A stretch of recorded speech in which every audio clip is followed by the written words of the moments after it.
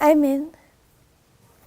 Just a reminder for those that weren't here yesterday that these few morning classes I'll be doing aren't interactive. We have question time afterwards before breakfast for other questions and thoughts if possible, if that's okay. I'll just do a quick revision before we pick up where we left off. We were looking at the great controversy in the largest scale from the perspective of a proxy war. So we saw that there was war in heaven, Christ versus Satan, and that war came down to earth and became a war between Christ's followers and Satan's followers, their kingdom or church, depending on what perspective you want to take. We reminded ourselves that Satan has consistently worked by counterfeiting the true. And my proposition was that even in this large scale, the path of the counterfeit lies closer to that of the true than what we might think just on first sight. To illustrate that point, I wanted to have a short discussion on papal infallibility and what that means. And I really had two reasons for doing that. One was to show how the path is closer than it appears, and my other reason was really just an excuse to go over the last 30 years of history. I wanted us just to have a very brief look at Pope John Paul II, how he wasn't allowed to use his claim to papal infallibility because he was opposed really by his own church, how he failed in Eastern Europe, really without even considering Russia as a failure. He had failed even in Poland by their rejection of papal control and their embrace of democracy, which was never his plan. So to have a look at the current condition of the papacy, we went from Pope John Paul II, his failure there, and we saw that in 1995, 1996, which is a neat parallel with the formalisation of our message, the St. Galen group formed. They called themselves also the St. Galen Mafia. And this was a group of bishops, cardinals, Godfrey Daniels, that kind of, his kind of circle that would meet in the town of St. Galen in Europe. And it was top secret. The Pope tried to launch an investigation into it. That was John Paul, but he wasn't able to find solid evidence. This group would form fairly regularly from 1996 forward, and their aim was to prevent a Cardinal Ratzinger becoming Pope. John Paul was kind of grooming his Cardinal Ratzinger to succeed him, and they could see that they opposed John Paul's conservatism, really, and that Ratzinger would essentially follow the same path. They didn't want that. One of their options that they wanted was a Cardinal Bergoglio. So Pope Benedict became Pope. They failed in their work in 2005, and he was Pope through till early 2013. And we looked at the VatiLeaks scandal in 2012 as a main reason for him stepping down. And I think there's more internal politics that went on there than what we are aware of. But he stepped down early 2013. Those still functioning that were of the St. Galen group stepped into action and were able to get Bergoglio in, who became Pope Francis, the current Pope. So then we looked at just a few other thoughts to add to that. It's really worth looking at the Synod of Bishops in 2014. This is when Pope Francis really shook the church. In this synod, it's meant to be a platform for bishops and cardinals to express their views. It has kind of a bit of a democratic function in that way, where they can come together in groups of cardinals and bishops and come to common points of doctrine and air those, have them written into papers that would go out to all the different Catholic churches and flocks. And what he did was completely silence the conservatives.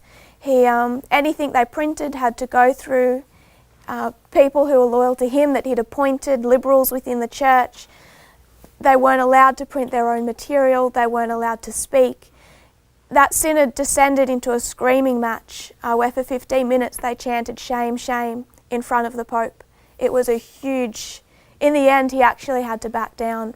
But that was really the beginning of a simmering civil war within the Catholic Church that blew out into the open about 8 weeks ago, when Archbishop Vigano, who was the same Archbishop heading the Vatican Bank that really started the chain of events that led to the resignation of Pope Benedict, and he, roughly 8 weeks ago, wrote an 11-page letter condemning Pope Francis and calling for his resignation, and then promptly turned off all his communication and went into hiding. He was afraid for his life, but he has resurfaced since then.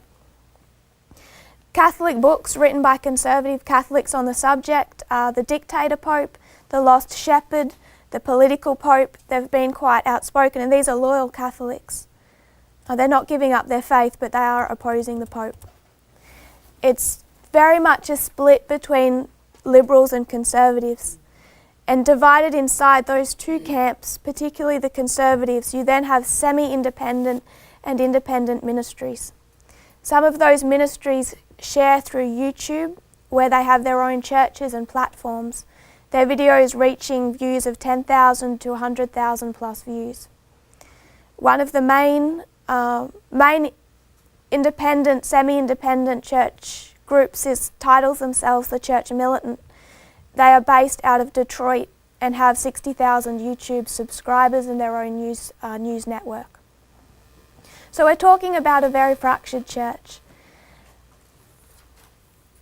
To get a better look at this, we went back to 1798 and saw really how they really are a counterfeit. They went into apostasy. They were in a gathering time. They were doing well in the 1260, but they went into apostasy. They're scattered in 1798 for 118 years, and that gathering begins again in 1916. Bypassing the leadership, an angel comes down to 3 children in Fatima. And this was a 3-step prophetic testing message designed to resurrect the Catholic Church. And I would like to suggest that it all, really the purpose of it all, comes down to step 2.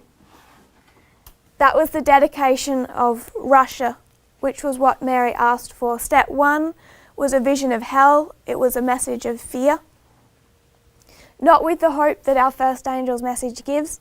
The second was to dedicate Russia, and the third is essentially, and Lucia for the rest of her life taught this, the third is what will happen if you don't fulfill step 2 and dedicate Russia.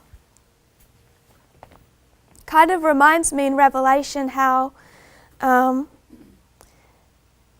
dragon was ready at the birth of Christ to devour the child, even before he was born. And this is before we understand the October Revolution of 1917. It's only really around this time that the Bolshevik Revolution takes place. We understand in March there is revolution, but the Bolsheviks take power in Russia in the October Revolution, Red October. So they're really preparing. Satan can see what's about to happen. The Bolshevik Revolution being the closest revolution to that of the French since 1798. So we'll pick up from where we left off. And what I wanted to do was just skip through a lot of history. When we come back to this subject at the end of our time together, we're going to look much more closely at the history after 1917. But I'm going to skip most of that and head to Pope John Paul II.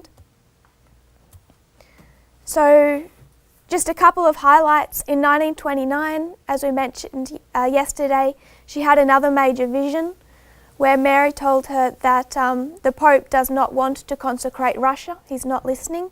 This is Pope Pius XI. She says, "They will heed my request, but it will be too late. Russia will have spread her errors throughout the world. provoking wars and persecutions of the Church, the Holy Father will have much to suffer. 1935 forward, she starts writing her memoirs, and she writes, I think, 6 in total. 1937, she requests that same Pope, Pope Pius XI, to consecrate Russia to Mary. He ignores that request. 1940, Lucia writes insistently to Pope Pius XII. 1939, you have a change of Pope. Pope Pius XI dies, Pope Pius XII steps in. In her letter to him, she says the following. She says, in 1929, through another apparition, Mary asked for the consecration of Russia to her Immaculate Heart, promising its conversion through this means and the hindering of the propagation of its errors. Some time afterwards, I told my confessor of the request of Our Lady. He tried to fulfill it by making it known to Pius XI. In several intimate communications, our Lord has not stopped insisting on this request, promising lately to shorten the days of tribulation, which he has determined to punish the nations for their crimes through war, famine, and several persecutions of the Holy Church and your holiness, if you will consecrate the world to the Immaculate Heart of Mary, with a special mention for Russia, in order that all the bishops of the world do the same in union with your holiness. It's important to note that this consecration of Russia, there was guidelines of how it had to be conducted. All the bishops of the world had to descend on Rome. It had to specifically mention Russia in a certain way. So there were guidelines that they had to follow. And this is the reason that the Catholic Church from then on in has dedicated Russia 6 times, because they kept failing to fulfill those requests. 1942, Pope Pius XII consecrated the world to Mary. Part of the reason they were really afraid to name Russia specifically, in case that brought an attack on them. So he thought he was doing it in 1942, but he wasn't specific. Lucia writes to him and says that failed. Mary did not accept it. 1952, Pope Pius XII, same fellow, consecrates the Russian people to Mary. That is failed. 1964, at the Second Vatican Council, Pope Pius VI renews the consecration of Russia in the presence of the bishops, fathers, but that also failed. They didn't have everyone there. And Pope Paul VI, he wasn't what I would suggest was a real believer in Fatima. So that was their attempts leading up to 1979. Kind of half-hearted. The best attempt was Pope Pius XII in 2 attempts. And the Catholic faithful, the real Marianites from then on in, blamed the whole Cold War, the Iron Curtain, all of that they blamed on that failed dedication of Russia. If Pope Pius XII in 1942 had have just done his job, they say that the Cold War would never have happened. So 1979, I'll rub this out if that's okay. I think it was 1978.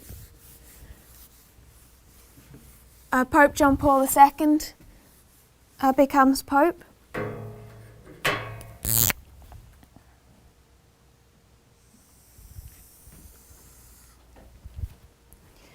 (1979), he's welcomed at the White House. And this was unprecedented. Before this, they would only meet the popes in separate cities, in hotel rooms to start with, but never at the White House, because it was always recognised that that really gave the impression of the state recognising the church. So it wasn't until 1979 that that was permitted. The front cover of Time magazine for October 15 showed John Paul standing in front of a sea of people titled John Paul Superstar. Jimmy Carter, who welcomed him to the White House, said, "Welcome to our country, our new friend." Time magazine noted that just 2 decades ago this would have been inconceivable in US politics. May 13 of 1981, and recognise that is the anniversary of Fatima. This really marking the beginning when they see Mary. This was the angel. So May 13 is seen as the date of Fatima.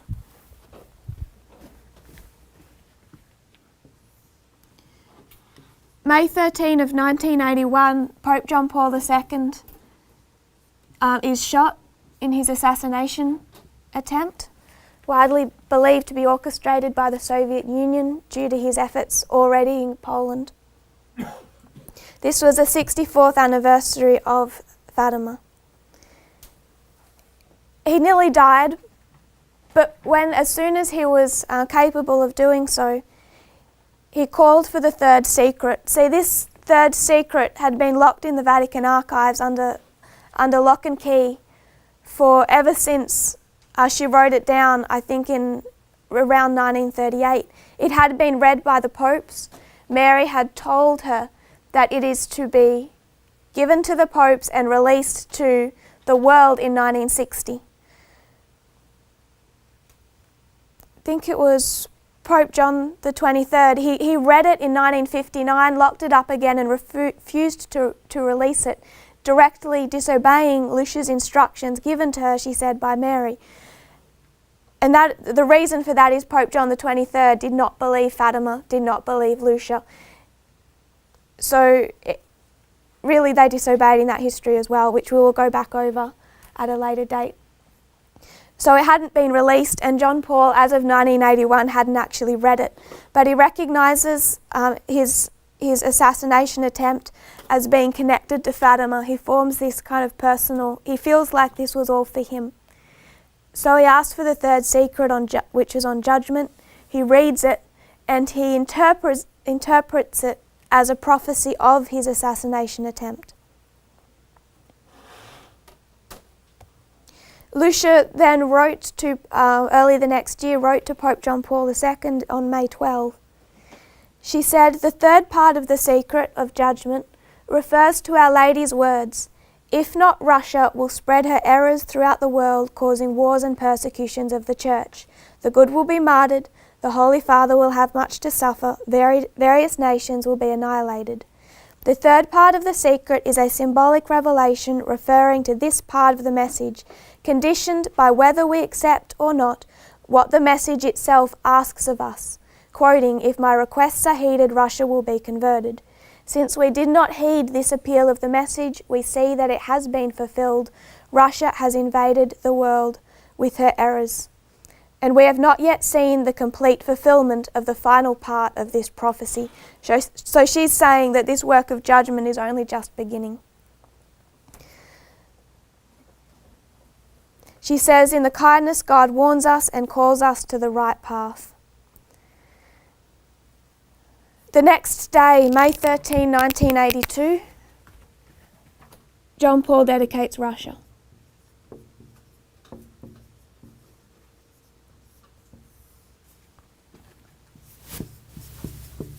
I don't think I read that. I'll have to try and locate it. But Mary did tell her that all they had to do was dedicate Russia. If they just did that, that Mary would step in and assist.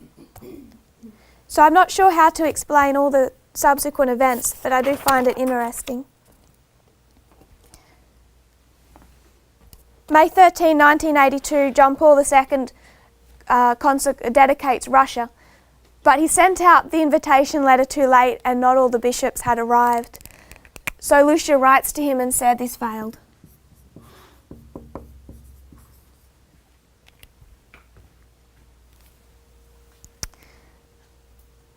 June, the next month, Reagan and the Pope held their first meeting at a 10-day conference, and this is in 1982 where they really started working out how they were going to take down the Soviet Union. It's just the next month after this dedication. March 25, 1984.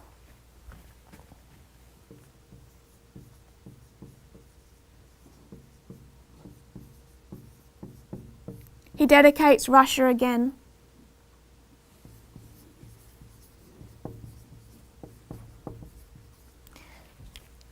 But he is afraid. He is afraid of the backlash that could come upon him, already recognizing that they'd already tried to kill him in 1981.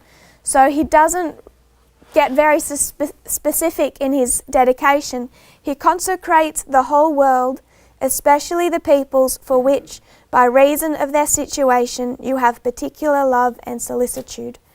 And both the Pope and Lucia are initially uncertain that this has been accepted by Mary. May 13, 1984. I haven't left myself nearly enough room. May 13 of 1984. One of the largest crowds in Fatima history gathers at the shrine to pray the Rosary for Peace. On that day, an explosion at the Soviets' Severomorsk naval base destroyed 2/3 of all the missiles stockpiled for the Soviets' Northern Fleet. The blast also destroys workshops needed to maintain the missiles, as well as hundreds of scientists and technicians lost their lives. Western military experts call it the worst naval disaster the Soviet Navy has suffered since World War II. December 1984. The Soviet defense minister who masterminded the invasion plans for Western Europe in the event of war suddenly and mysteriously dies. March 10, 1985, the Soviet Union leader, Chernenko, dies, leading to the next day the election of Gorbachev. April 26, 1986, Chernobyl nuclear disaster. 1987, April 26, on the first anniversary of Chernobyl, the Virgin Mary is reported to have appeared to a 12-year-old girl and later to thousands of adults at the Chapel of the Blessed Trinity in a small Ukrainian village. The Soviet Union tries to shut this down, but they cannot stop the pilgrimages. About 100,000 people converged on that village in the first month. And after that, about 40,000 to 45,000 visited the site every day. 1988, May 12, the day before Fatima, an explosion wrecked the only factory that made the rocket motors to launch the Soviets' long-range missiles. February 23, 1989.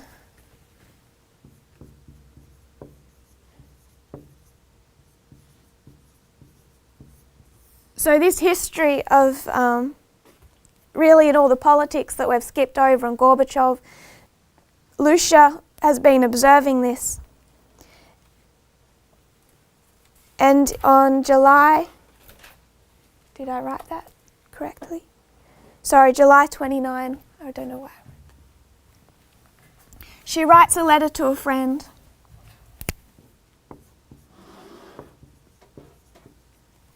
And remember, this is a few months before the fall of the Berlin Wall. She says to her friend, Sister Mary, "I received your letter, and although I have very little time at my disposal, I will answer your question, which is the consecration of the world according to the request of Our Lady made? On October 31, 1942, Pope Pius XII made the consecration. I was asked if it was made as Our Lady requested. I answered no, because it was not made in union with all the bishops of the world.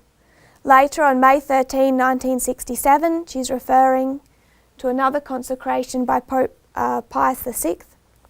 I was asked if it was made as Our Lady requested. I responded no, for the same reason. On May 13, 1982, John Paul II made the consecration. I was asked if it was made. I responded no, it was not made in union with all the bishops of the world.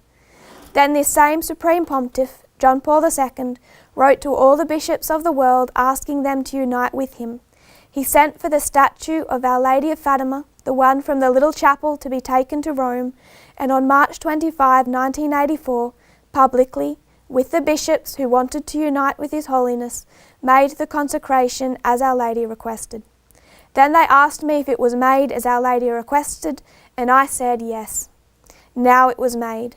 Why this urgency of God that this consecration should be made in union with all the bishops of the world? Because this consecration is a call for unity of all Christians. So she says that she said yes back then, but really there is no record of her actually acknowledging its acceptance until July 29. And I think that they held doubts about that, and really what they've observed is the crumbling of the Soviet Union. And I'd like to suggest that has swayed more than her opinion. 1989, November 9, the fall of the Berlin Wall, the beginning of the breakup of the Soviet Union, which extends to 1991. In the year 2000, John Paul II published that third secret. It's widely believed that he has held some back, that it hasn't all been published, and there's lots of conspiracy theories about that. I'm not sure if they're accurate or not. Lucia dies on the 13th of February, again marking the number 13. In 2005, she died only, I think, 48 days before John Paul II. They both died relatively close together. So I kind of want to introduce a thought that might be worth considering. It was already suggested yesterday, and that was jumping a little ahead of kind of where I wanted to go with it, but it is where we're heading, that our history is being counterfeited closer than we might realise. And somebody suggested accurately, I would believe, that Lucia is a direct counterfeit of Ellen White. She's claiming to have visions throughout this whole time, from the time when she's 9 years old and that angel comes down, that she speaks of numerous occasions that she hasn't necessarily documented. And I would like to suggest that some of that's real. I really do believe she was in contact with something satanic. So if Satan is in contact with Lucia,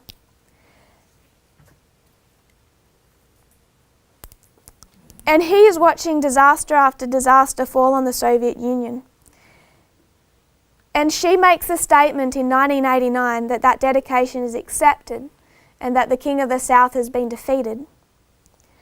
16 years later, in 2005, she dies, and there is no other message coming to the Catholic Church.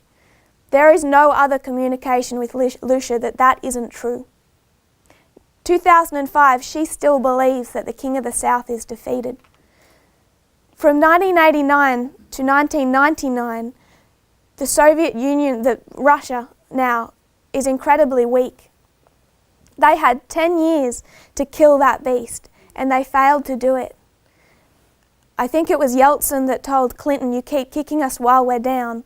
You're not letting us, rebuild our economy, rebuild our nation." But really, they were only playing with Russia. They could have killed it. And they don't, because the world believes, John Paul believes, that that work is done. 1999, Putin becomes president. I would suggest that after that, it's going to be a whole lot harder. 2001, September 11, the world's focus turns on Islam. Everyone's focus is off what is happening in Russia. 2004, they should have recognised 2004 when there was a hostage situation where over 1,000 people were taken hostage, many of them school children. 300 and something died when Putin ordered tanks, guns, everything to descend on that school. Over half of that were little children. He used that terrorist hostage attack as an excuse to set up powers that were dictatorial. He completely changed the setup. That was 2004. Really marks when he set himself up in Russia, and he used that attack as an excuse to do so. So 2005, I would like to suggest that Satan does not know that the King of the South is coming back. He does not understand Raphia or Panium, going by the history of the fact that Lucia doesn't, that the church doesn't, and that they're completely ignoring Russia in that history.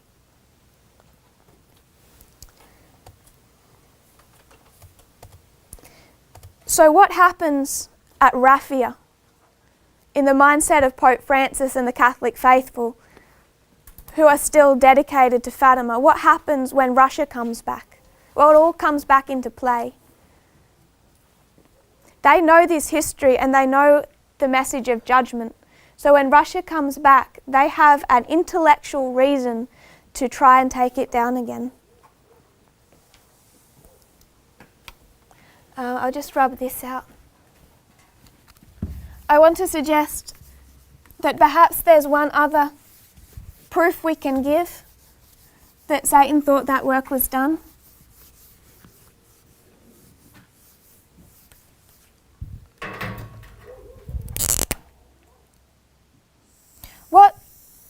What takes us to 1798? What brings us to that date of 1798? What time prophecy? I'm thinking of the 2520.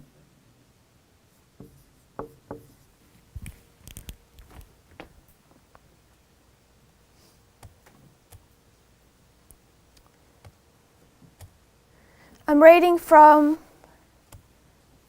A.T. Jones. 20 years before 1916 will take you to 605 BC.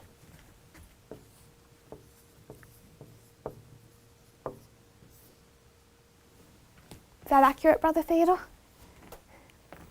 Yeah, I was just trying to do the math. Yeah, it looks like it. 605 BC is the Second Battle of Carchemish.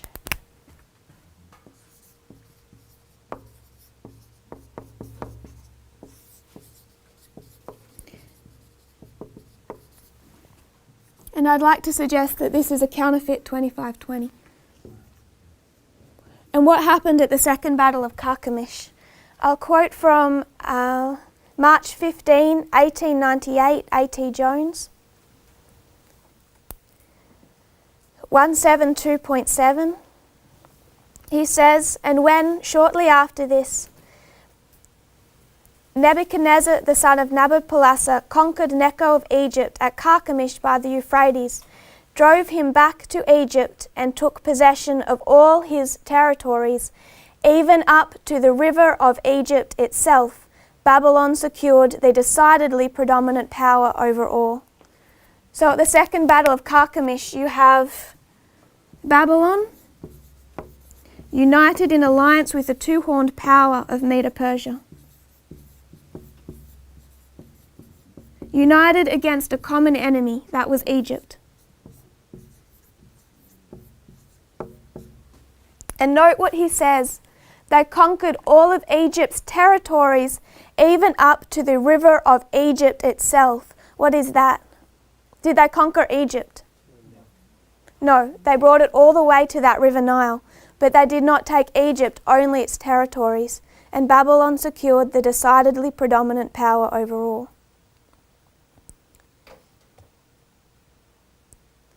So, when it comes to 1989, what is Satan satisfied with? Satisfied with taking down the satellite states of the Soviet Union. The fact that Russia still kind of has this simmering communism doesn't seem to be like a major deal, because who takes down Babylon? It isn't Egypt after this date. I can't find another record of Medo-Persia, of Egypt coming back against Babylon and striking any blow.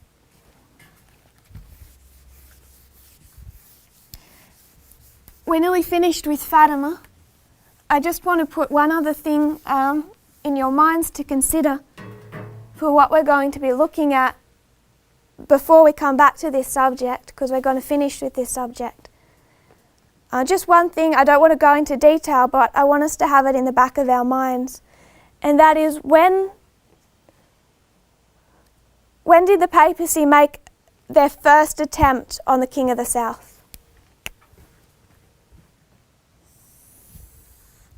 If we mark 1773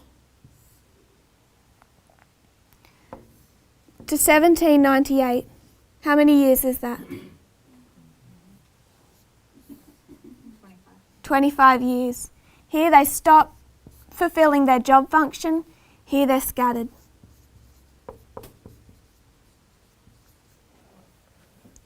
1916, they're gathered. When do they make their first attempt on the King of the South? 1941. 25 years after 1916. This is Operation Barbarossa.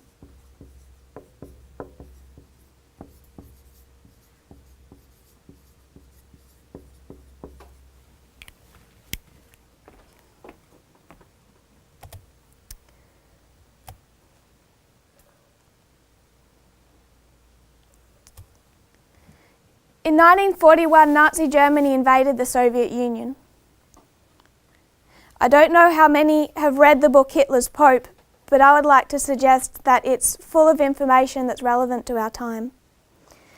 In 1941, the papacy took all of this Fatima literature and flooded Eastern Europe with it. Not just Eastern Europe, but Catholic countries. And they had a definite goal in mind. When Hitler invaded the Soviet Union, it's recorded that foreign legions from Spain, Portugal, France and Belgium fought side by side with the Nazis when they invaded. The superstitious Catholic masses rallied in medieval fashion to the anti-communist banner.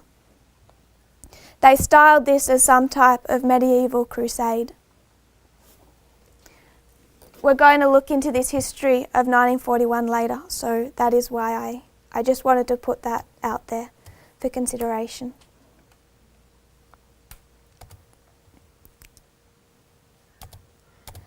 So this completes our study of Fatima for now, and we'll come back to it. We will come back to it to close.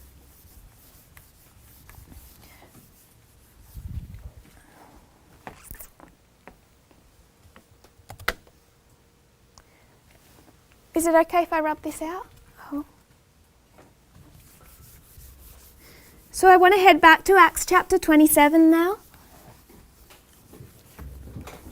We're going to head back into that chapter just to pick up a loose thread. I'm not going to redo the lines that we did back then. I just want to have a quick revision.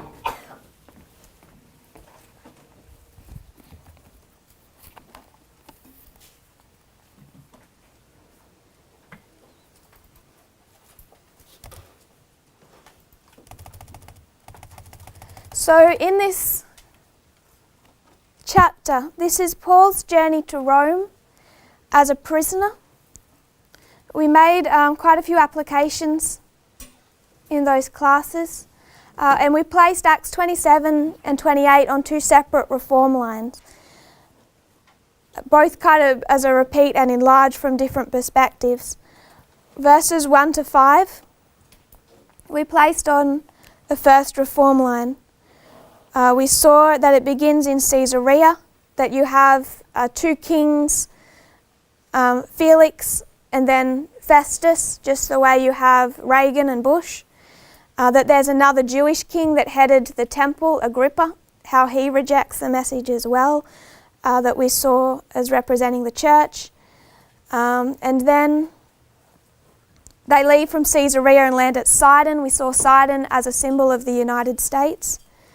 The Bible always seems to mention Tyre, Sidon, and the coasts of Palestine, or however they want to word that conglomerate of powers. So after Sidon, which was a refreshing, Ellen White says that stop gave Paul the strength for the entire rest of his voyage, and we marked that at 9:11. Then they sailed to Cyprus, which we saw as the two false prophets, Simon Magus and Bar Jesus, both from Cyprus. And then from there, which we marked as Midnight Cry, to Myra, Sunday Law. So we covered that history. And between Midnight Cry and Sunday Law, you have the Sea of Cilicia and Pamphylia. Cilicia means to overturn. Pamphylia means a nation made up of every tribe. So it's this overturning of nations that you could take back to Felix, Festus and Agrippa, where we started. the overturning of the United States, the rising of the United Nations, the nation made up of every tribe, also the fall of Agrippa or the church, and the rising of the 12 tribes as the joining of the two sticks occurred. Ending in Myra. That isn't really where I want to pick up. The second line we marked from Lycia in verse 8.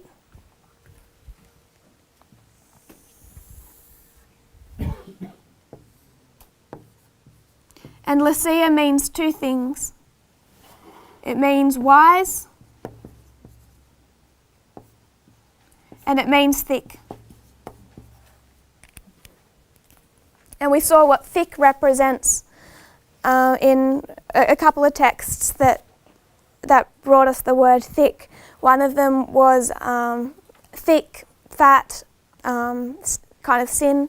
And also what I particularly was drawn to was the verse that says the thick crowd gathered around Jesus and asked for a sign. And he told that thick crowd, no sign will be given you except for the sign of Jonah the prophet. They set sail from Lycia. We can mark this as a new line also because it's a new ship. There's two ships in this chapter, two lines. Setting sail from Lycia, the next thing they hit Euroclydon. 9:11. Euroclydon means east wind.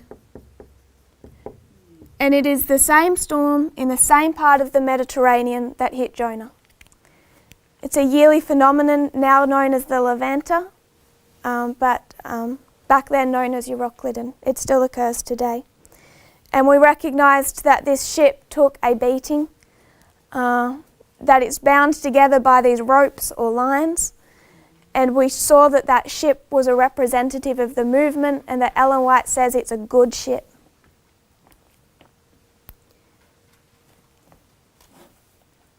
To skip most of this chapter, verse 27, Acts 27:27, the 14th night was come, and about midnight the shipmen deemed that they drew near to some country. So you have a marking of midnight, a doubling, and it's the 14th night. And we marked that, I know it says midnight, but we marked that as the midnight cry, still at midnight.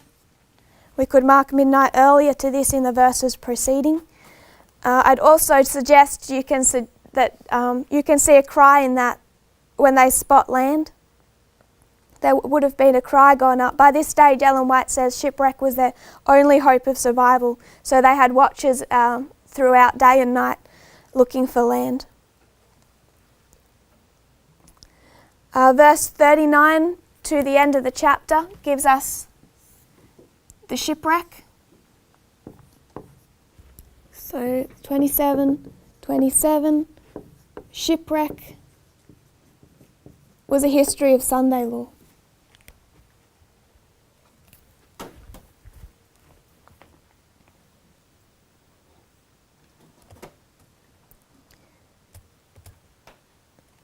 Between these two histories, just one other thought. Who did we make Paul to be? We marked Paul as a symbol of the priests. I like that his name also means small. We saw that with him on this voyage he has two companions, Aristarchus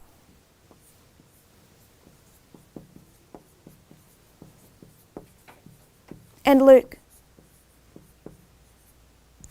Ellen White writes that Aristarchus was a prisoner by choice.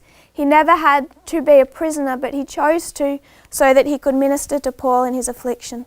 A prisoner by choice, his name means the chief prince.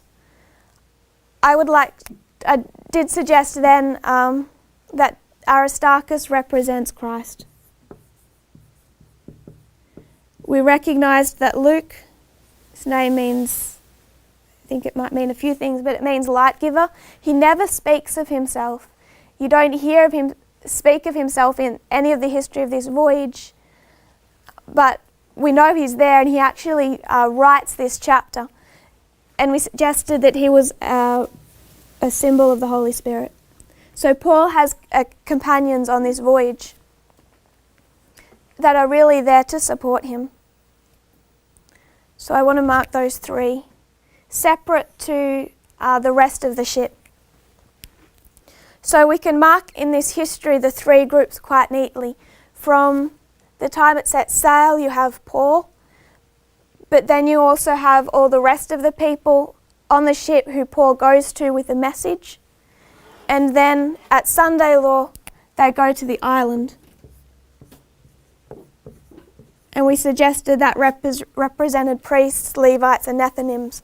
And I find it really neat that the lead man of the island, his name was Publius. Publius means public. So they went to the public. And they stayed with him 3 days. They're on the island 3 months. There's so much symbology. What we picked up, the thread I wanted to pick up, is in verse 37.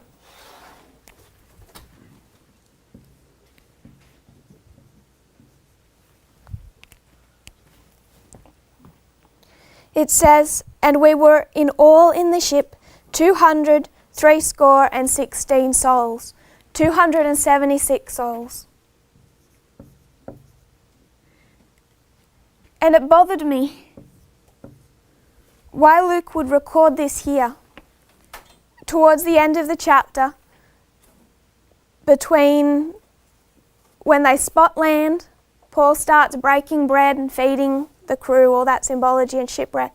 Why would Luke step in here and say, oh, by the way, there's 276 people on this ship? It has to have meaning, and it has to be placed for a specific reason. So, I think to understand this number, we have to understand it in the context of our reform line, that it is priests, Levites, Nethinims. So how many Levites are on this ship then? 273, because you have to discount these. There are 273 non-Christians, faithful on this ship.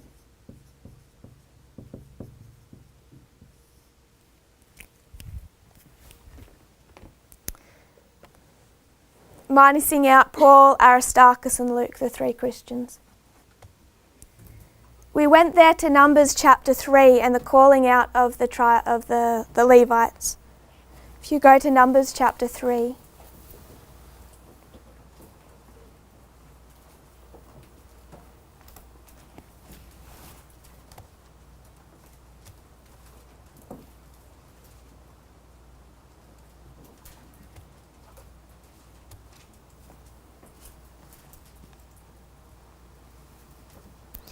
Starting from verse 11. And the Lord spake unto Moses, saying, And I, behold, I have taken the Levites from among the children of Israel, instead of all the firstborn that openeth the matrix, among the children of Israel. Therefore the Levites shall be mine. Verse 15. Number the children of Levi after the house of their fathers by their families. Every male from a month old and upward shalt thou number them. And Moses numbered them according to the word of the Lord, as he was commanded. Then we have all the account of the numbering, and we'll pick it up in verse 39. All that were numbered of the Levites, which Moses and Aaron numbered at the commandment of the Lord throughout their families, all the males from a month old and upward were 22,000.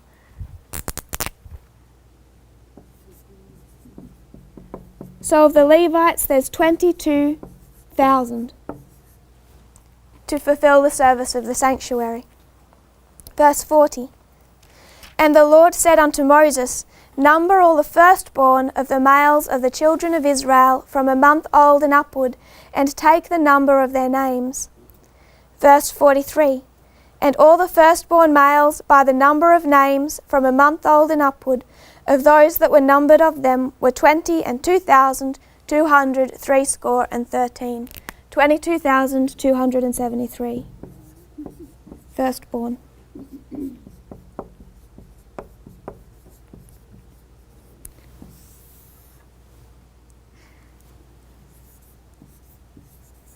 This left you with 273 too few Levites to fulfill the service of the sanctuary at the very beginning of their calling.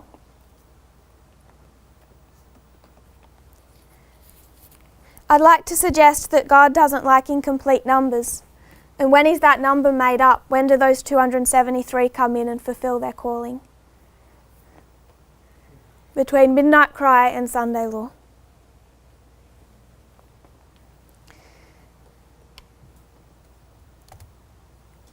Is that okay? Otherwise we'll just move on because we're finished in Acts 27. Where are you getting the two missing? Two missing? Where God is making up the two Levites, I don't see where because there's 273 from Acts, and then there's 273 in Numbers 43. 3. Numbers chapter 3.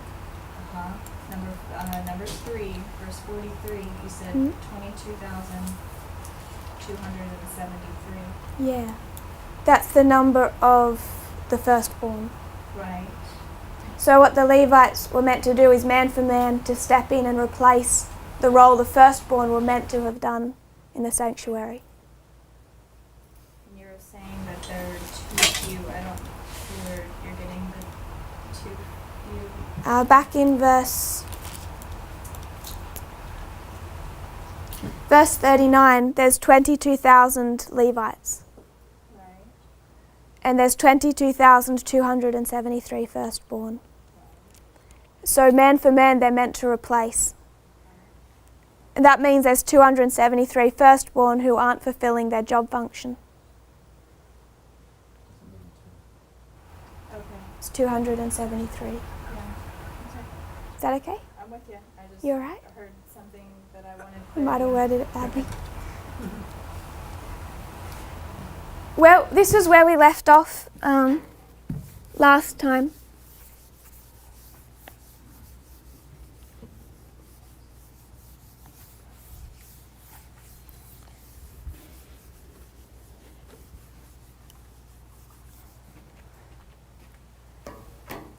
Where I want to suggest this takes us,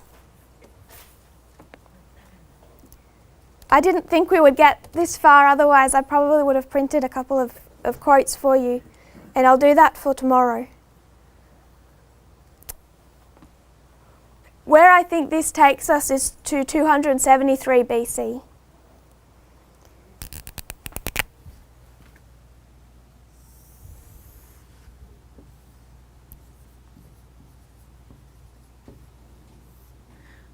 What I want to suggest, I won't suggest it yet.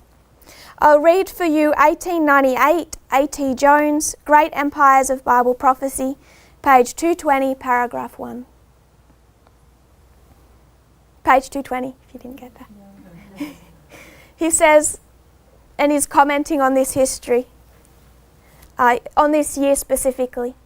The reputation of the Romans, beginning now to spread through foreign nations by the war they had maintained for 6 years against Pyrrhus, whom at length they compelled to retire from Italy and return ignominiously to Epirus, Ptolemy Philadelphus sent ambassadors to desire their friendship, and the Romans were charmed to find it solicited by so great a king.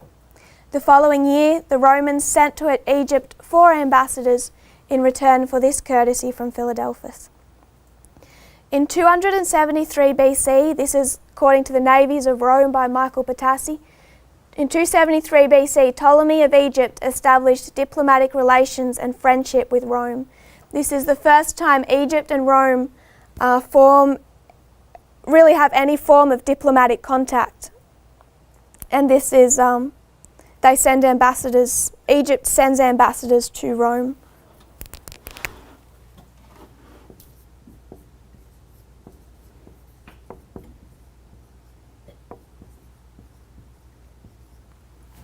As A.T. Jones points out in the following year, In 272 BC,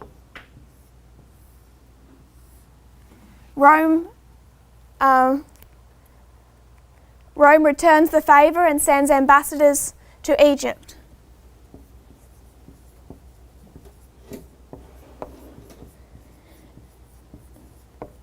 Those ambassadors are led by a principal man known as Maximus Georgius. Maximus means maximum. Georgius means flood.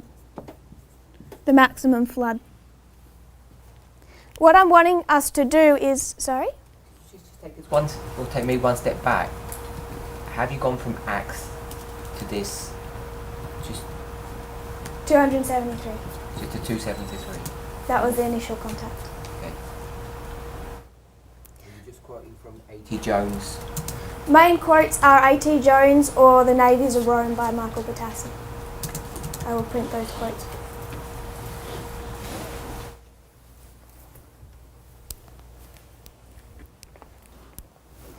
Why did Egypt establish a diplomatic relationship with Rome? A.T. Jones says that it was because of the reputation of Rome that developed due to their 6-year war with Pyrrhus. What we had prior to 273 BC was the Pyrrhic War.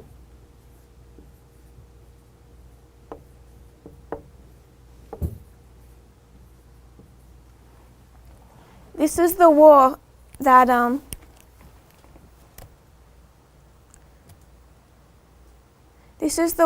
launched Rome onto the global stage.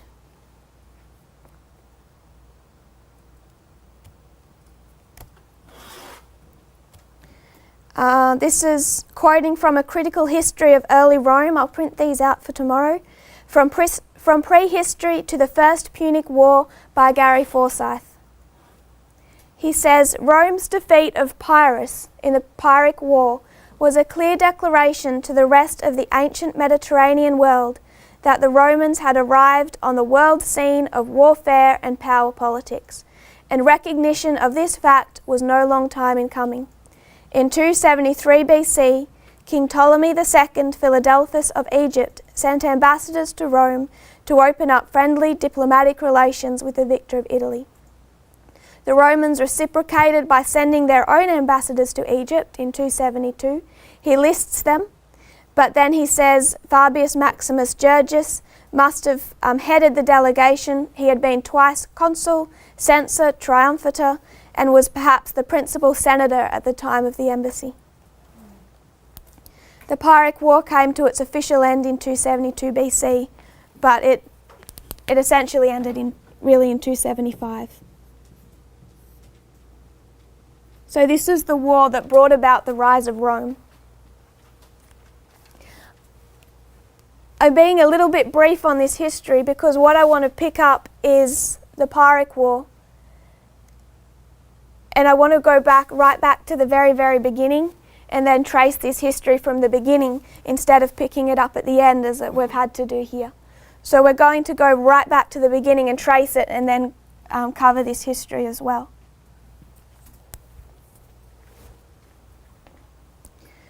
Just to give you an idea of what the Pyrrhic War was about. You're going to have to forgive me, but I'm going to draw a really terrible Italy. No, I can't do that. That's meant to be Italy, sorry. And this is the coastline.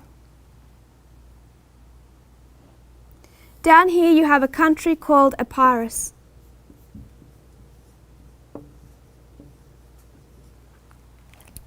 In the history previous, in around 280 BC,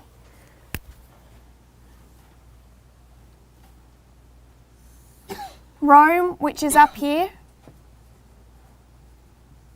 had piece by piece conquered all of northern Italy.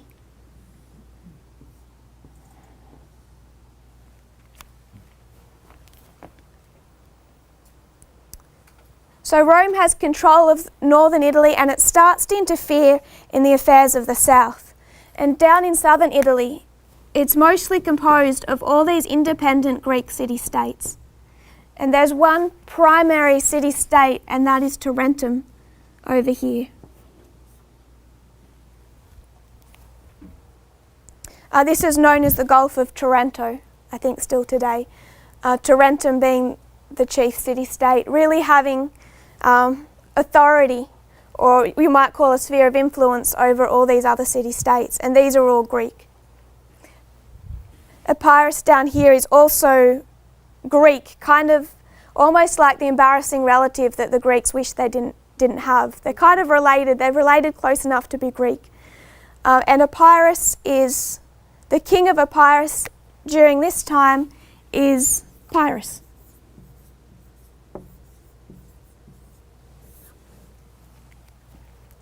Pyrrhus, where we get the word, the name Pyrrhic War.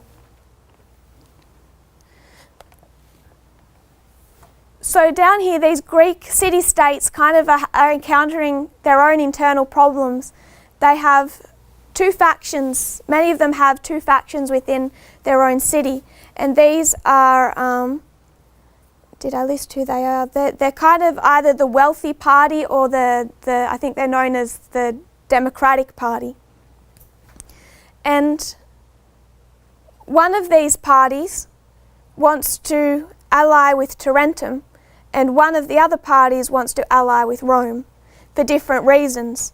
One is composed of the wealthy, sees that they will get better trade, more wealth if they ally with Rome. And the other party is concerned about Rome's behaviour and says, we're Greek, we should stick together, and they want to ally with Tarentum. So in the year around 280, 281, I think it was, the power in theory that gains control is the one that wants to ally with Rome. And they do that. They're facing attacks from the barbarian tribes. There's Lucanians, other tribes in this area that are attacking the cities, and they're under attack. So they send ambassadors to Rome and pretty much sign some type of treaty. If you'll protect us, we will ally with you. This is the location of Thurii, by the way. And this is the city-state that is primarily allying itself with Rome during this time period, pretty much rejecting the authority of Tarentum.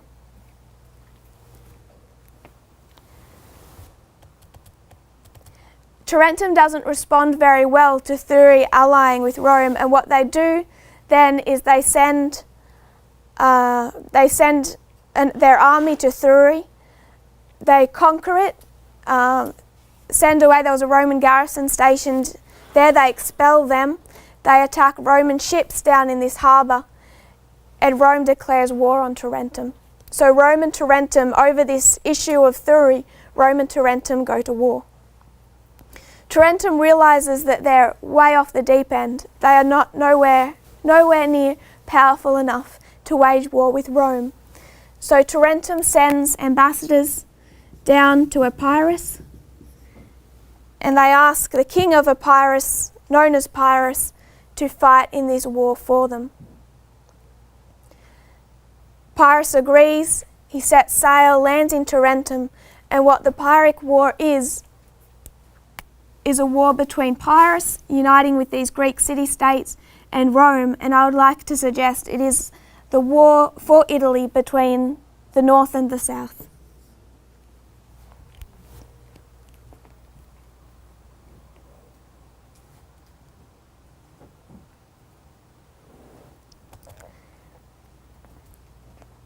This battle, this war between the north and the south, ends in 275 when Pyrrhus is finally defeated.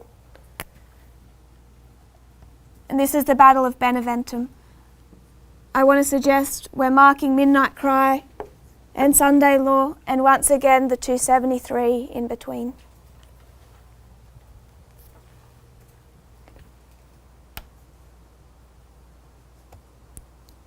Is it okay if we leave it there and go back to the very beginning? What I want to do in the next couple of classes is trace the life of Pyrrhus, right back to the very beginning, trace his life from the very first steps forward, because what we're looking at here is the end of a fascinating history, and it's better to work forwards than backwards. Is that okay?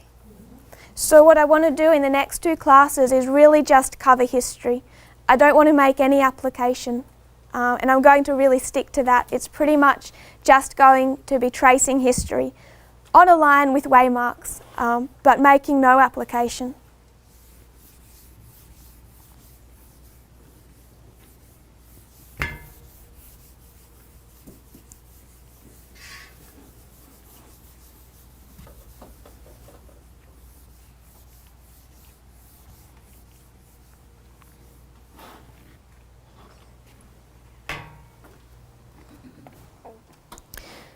So to do this, I want to give a bit of a background to Pyrrhus, what's happening in the world at this point in time.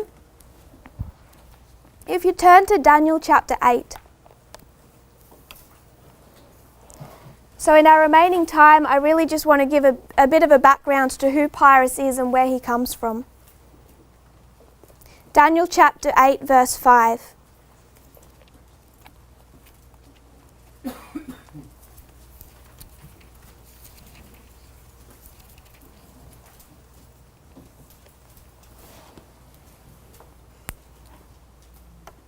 So Pyrrhus was a relative of Alexander the Great.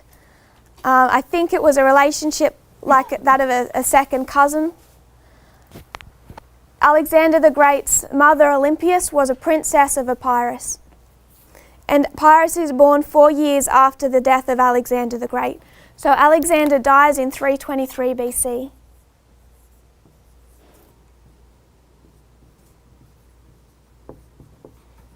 And Pyrrhus is born about 319.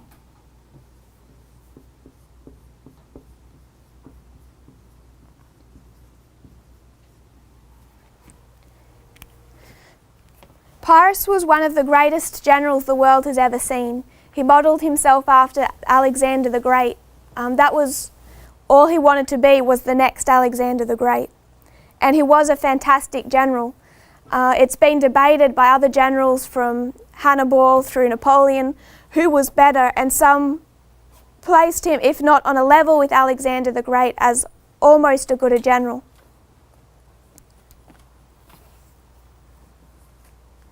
Daniel chapter 8 verse 5, we'll read 5 to 8. And as I was considering, behold, an he-goat came from the west on the face of the whole earth and touched not the ground, and the goat had a notable horn between his eyes. What is that notable horn? Alexander the Great. And he came to the ram that had 2 horns, which I had seen standing before the river, and ran unto him in the fury of his power. So this is Alexander the Great leading Greece against Medo-Persia. And I saw him come close unto the ram, and he was moved with choler against him, and smote the ram, and brake his 2 horns, broke Medo-Persia.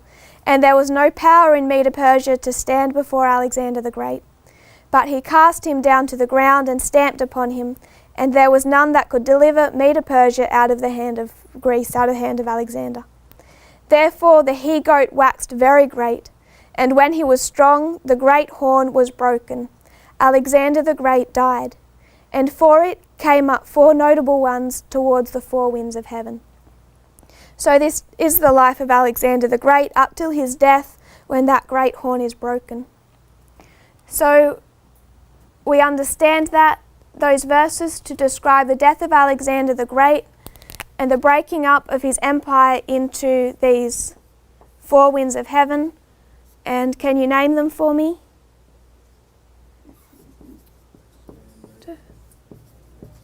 Seleucus,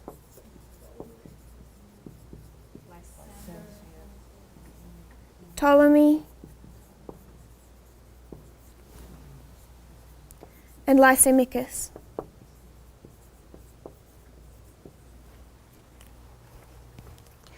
I find these verses fascinating for the history that they skip. So after 323 BC, at Alexander the Great's death, was his kingdom divided into 4? No, it was divided into possibly dozens of segments between many, many generals. At his death, these aren't even necessarily the most notable of his generals. What we have skipped in Daniel chapter 8 is 22 years of history, known as the 4 Diadochi Wars. You don't have these 4 generals taking over north, south, east and west until 301 BC at the Battle of Ipsus. At that point in time, you finally get the 5 broken down to 4 generals. And how long do you have 4 generals for? About 3 years. So we go from the death of Alexander the Great, we skip 22 years of history, we have 4 generals for 3 years, and then they start, I think it's the first one to die is Cassander. We lose Cassander.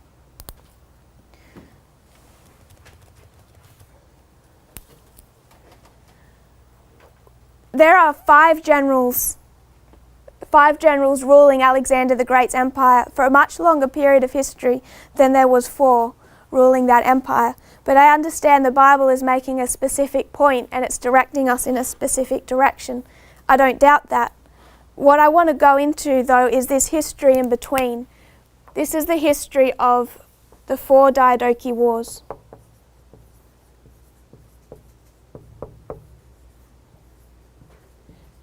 And in those 4 Diadochi Wars, his kingdom goes from dozens of generals, dozens of splits, down to in 301, at the end of the 4th Diadochi War, you have 4 generals remaining.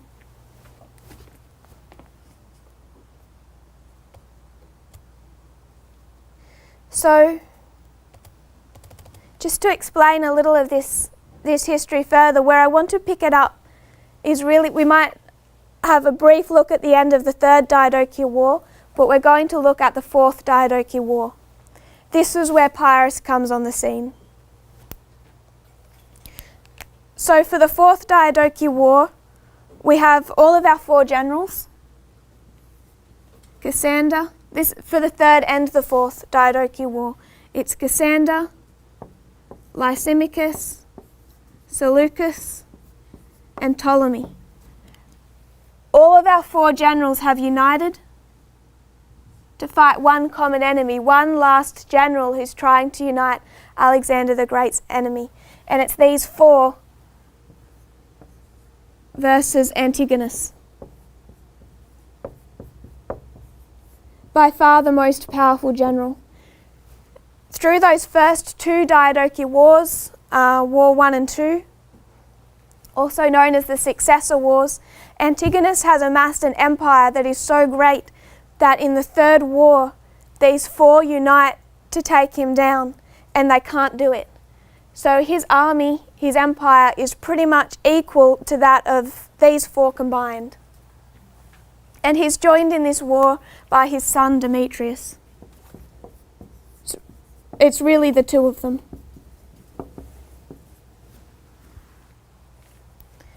So Antigonus and Demetrius against Cassander, Lysimachus, Seleucus and Ptolemy. And the history of the 3rd and the 4th is the history where these 4 try to bring down Antigonus. In the 3rd Diadochi War, they fail to do that, and it ends in a peace treaty. Neither side can strike a decisive blow, so they enter into a peace treaty that holds until the 4th Diadochi War begins.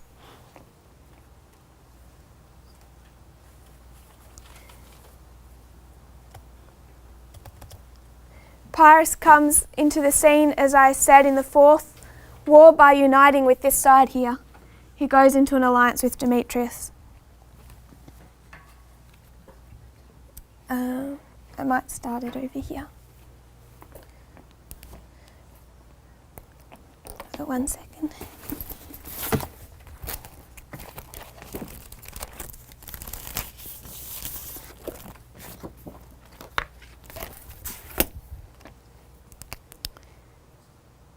So this fourth Diadochi War begins in 307 BC.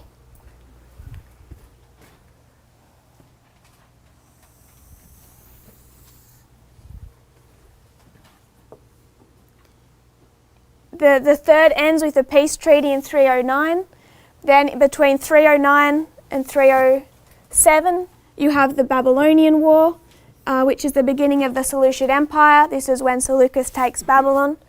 But this fourth war begins in 307. And remember, this is between our four powers against Antigonus and Demetrius. In 307 BC, Demetrius attacks Athens. He frees Athens from a dictator, placed there by Cassander. So Cassander has placed a dictator, a puppet king in Athens. Demetrius comes against it, frees Athens, and really unites those particular Greek city-states go into alliance with Antigonus and Demetrius.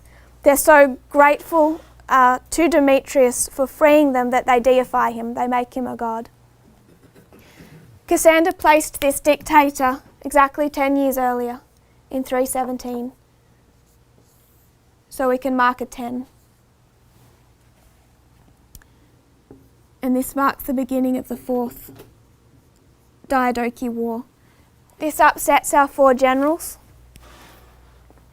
So they unite once again to take down Antigonus.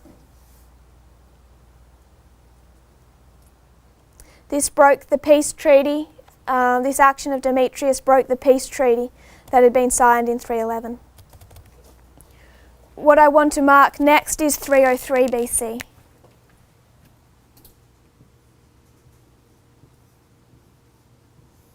In 303 BC, Pyrrhus goes into an alliance with Demetrius.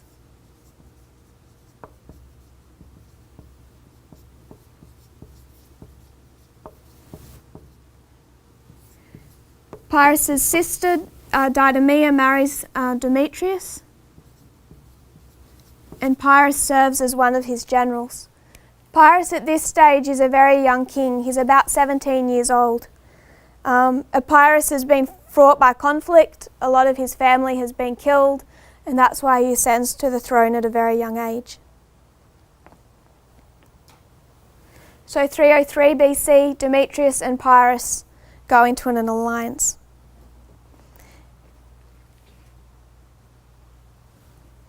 This alliance is tested first in 301 BC at the Battle of Ipsus.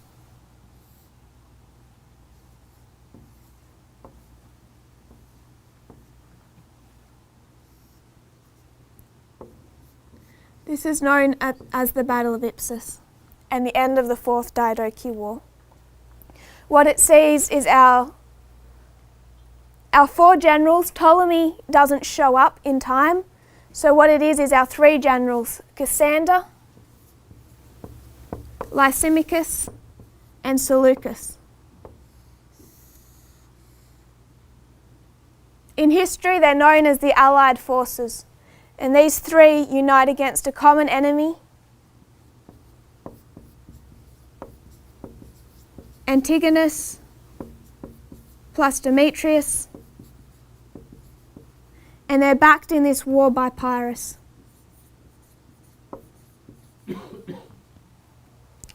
So in this battle, Cassander and Lysimachus face off against Antigonus. It looks like it's not going to go well for Cassander and Lysimachus. Ptolemy hears a false report that the battle has been lost, so he runs back to Egypt and doesn't take part. Just as the battle is beginning, Seleucus turns up. This is what turns the tide of battle, because Seleucus has established the Seleucid Empire. He's undergone his eastern campaign, and he comes back just in time for the Battle of Ipsus with his estimated 400 war elephants. And it's those elephants that turn the tide of battle.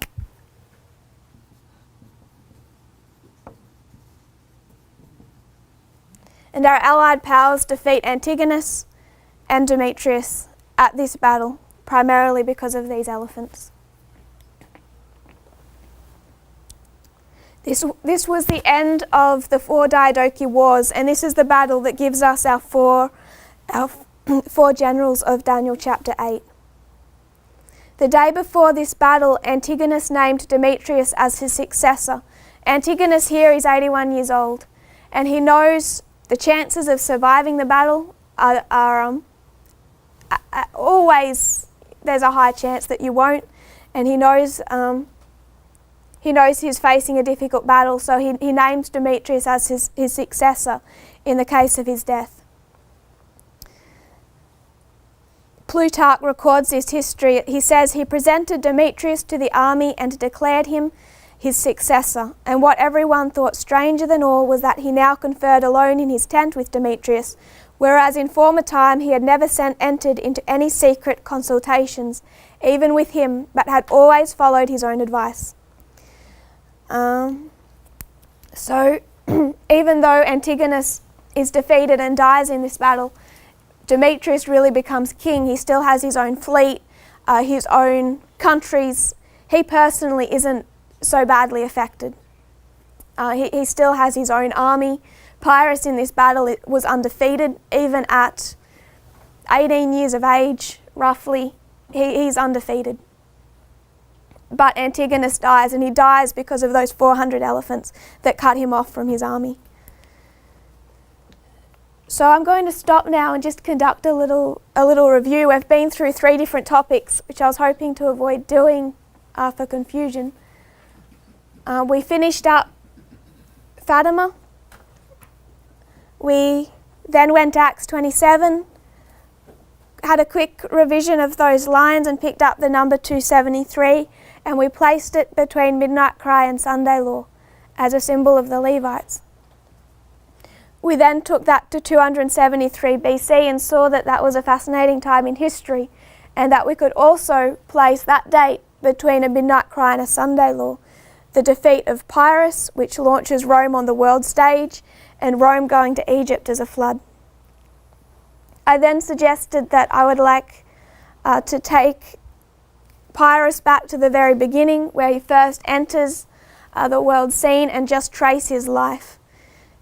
If I can make that process a little simpler, what I wanted to do is what historians tend to do and divide Pyrrhus's life into 2 parts: Macedonia and Italy.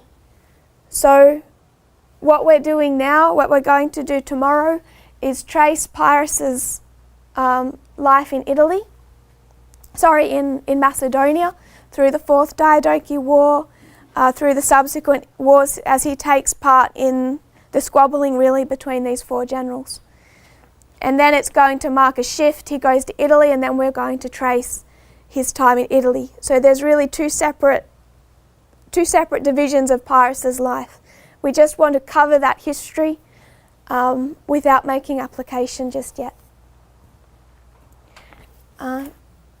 So if we might close in prayer now, and we have time for thoughts or questions, if you would. Dear Father in heaven, Lord, thank you for your blessings.